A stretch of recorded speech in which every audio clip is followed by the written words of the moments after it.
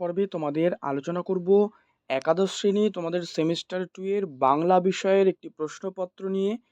এই প্রশ্নপত্রটি অবশ্যই তোমরা ভালো করে প্র্যাকটিস করো। দেখো, এটা একটা প্রশ্নপত্র আমি আলোচনা করছি যেখানে সময় কিন্তু তোমাদের 2 ঘন্টা দেয়া থাকবে আর পূর্ণমান কিন্তু রয়েছে 40। তো এই প্রশ্নপত্রটা বারবার বলছি তোমরা প্র্যাকটিস করো। দেখো, প্রথম এক দাগে তোমাদের বলা রয়েছে 150 শব্দে যে কোনো একটি প্রশ্নের উত্তর দাও। এই সেটটার মধ্যে তোমাদেরকে সাজেশনে যেভাবে প্রশ্নগুলো বলে দিয়েছি, যে প্রশ্নগুলো আলোচনা করে দিয়েছি, হুবহু সেই প্রশ্নগুলোই কিন্তু এখানে দেখো তোমরা কমন পেয়ে গেছো। তো এই যে প্রশ্নটা রয়েছে প্রথম এক দাগে তোমাদের গল্প অংশ থেকে নেওয়া থাকে, যেমন ছুটি গল্পে ফটিক চরিত্রটি আলোচনা করো। 2, তেলেনাপোতা যাওয়ার কারণ কি, একে লেখক আবিষ্কার বলেছেন কেন। এবারে 2 দাগ, এটা তোমাদের কবিতা থেকে নেওয়া, যে 3টে কবিতা রয়েছে। এখানে বলছে 150 শব্দে যে কোনো একটি প্রশ্নের উত্তর দাও। এটাও 5 মার্কসের প্রশ্ন, একটা লিখতে হবে এই দুটোর মধ্যে। প্রশ্ন 1 নম্বর যেটা রয়েছে যে লালন শাহ ফকিরের গান, এই গীতিকাটির মধ্যে রচয়িতার যে মনোভাব ফুটে উঠেছে তা আলোচনা করো। 2, সে অনেক পরের কথা, কোন কথা ও তা অনেক পরের কেন, আর সেই কথা ভুলতে কি করা হয়। 3 দাগ, 3 দাগে তোমাদের রয়েছে আগুন নাটক থেকে এই প্রশ্নগুলো। দেখো, আগুন নাটকে প্রথম প্রশ্ন রয়েছে যে আগুন নাটকটিতে মোট কয়টি দৃশ্য আছে এবং নাটকের দৃশ্য পরিকল্পনায় নাট্যকারের যে মুন্সিয়ানার পরিচয় দাও। এই প্রশ্নটি আগুন নাটকে মনোরমা ও হরেকৃষ্ণর যে সংলাপ, তার মধ্য দিয়ে যে ছবি ফুটে উঠেছে তা লেখো। এই দুটো প্রশ্ন কিন্তু দেখো এখানে পুরো সেম রয়েছে আগের সেটেও।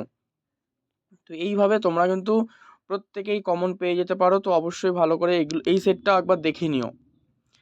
4 দাগ, 4 দাগে রয়েছে অনধিক 150 শব্দে যে কোনো দুটো প্রশ্নের উত্তর দাও। এখানে 5 মার্কসের করে টোটাল হচ্ছে 10 থাকবে।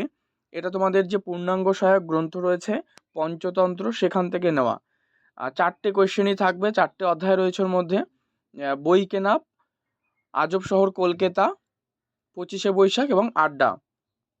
তো এই দুটো পার্ট, 4টে পার্ট থেকেই কিন্তু রয়েছে।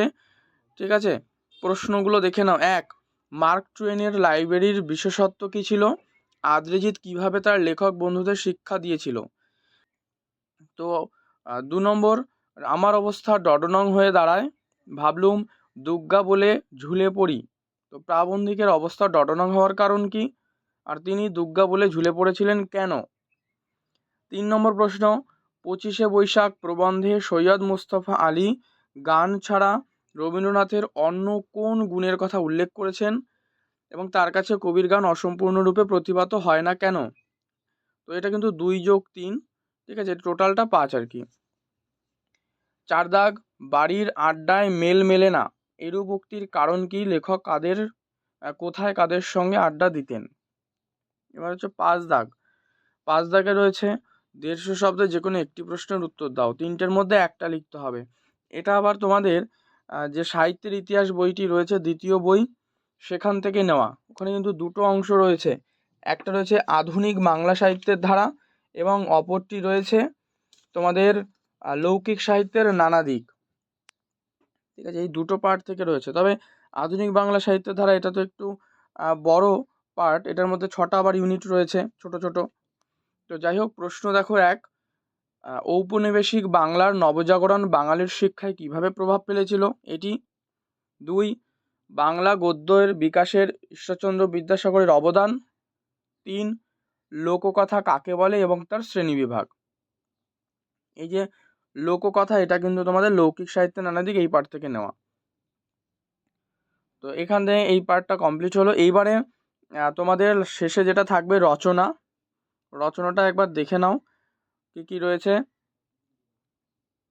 দেখো, রচনায় বলছে যে নিম্নলিখিত যে কোনো একটি বিষয় নির্বাচন করে নির্দেশ অনুসারে কম বেশি 400 শব্দের মধ্যে একটা প্রবন্ধ রচনা করতে হবে, যার মান কিন্তু 10 নম্বর। ঠিক আছে, তো কি কি কি দেওয়া রয়েছে যে নিম্নে প্রদত্ত মানুষ মানচিত্র অবলম্বনে প্রবন্ধ রচনাটা কি দেওয়া রয়েছে একবার দেখে নাও। এখানে যে বাংলার উৎসব, ঠিক আছে, এই যে বাংলার উৎসব কিন্তু এখানে দেওয়া রয়েছে। তার পয়েন্টগুলো দেখো, জাতীয় উৎসব, মানব জীবনে প্রভাব, সামাজিক ও পারিবারিক উৎসব, ধর্মীয় উৎসব এবং ঋতু উৎসব, এগুলি। এছাড়াও তোমাদের দুইয়ে যে আরেকটা প্রশ্ন রয়েছে সেই প্রশ্নটিও তোমাদের দেখিয়ে নাও এখানে, যে প্রতিপক্ষের যুক্তির অসারতা প্রমাণ করে সপক্ষে যুক্তিক্রম বিন্যাস করে প্রবন্ধ রচনা করো। এখানে বিতর্কের বিষয় দিয়ে দিয়েছে যে আধুনিক গতিশীল যুগে প্রতি মুহূর্তে মানুষের কাছে চলমান বা মোবাইল ফোন অবশ্য প্রয়োজনীয় এক উপাদান, প্রায় ছায়াসঙ্গী বলা যায়, যে জীবনের প্রতি মুহূর্তেই একে অপরের সঙ্গে যোগাযোগ স্থাপনের জন্য বা বিশেষ কোনো প্রয়োজনীয়তা পূরণের জন্য মোবাইল ফোন অপরিহার্য। অত্যন্ত দ্রুতগতির এই আধুনিক জীবনে সময়ের মূল্যকে সর্বাধিক গুরুত্ব দিতে মানুষের মোবাইল ফোন ছাড়া চলেই না। কেবল যোগাযোগের মাধ্যমেই নয়, মোবাইল ফোন ইন্টারনেট ব্যবস্থার সঙ্গে যুক্ত হয়ে বিভিন্ন তথ্য সম্ভার হাতের মুঠোয় কিন্তু এনে দেয়। তো এই হচ্ছে তোমাদের সম্পূর্ণ প্রশ্নপত্রটি, প্রশ্নগুলো আলোচনা করলাম। এটা অবশ্যই ভালো করে প্র্যাকটিস করে নিও। এইভাবেই কিন্তু তোমরা প্রত্যেকটা সেটে স্কুলে তোমরা কমন প্রশ্ন পেয়ে যাবে। আর এটা অবশ্যই একটি নমুনা প্রশ্নপত্র, তোমরা প্র্যাকটিস করো, এখান থেকেও তোমরা কিছু প্রশ্ন পেয়ে যেতে পারো। পাশাপাশি সাজেশানটি কিন্তু অবশ্যই দেখে নিও।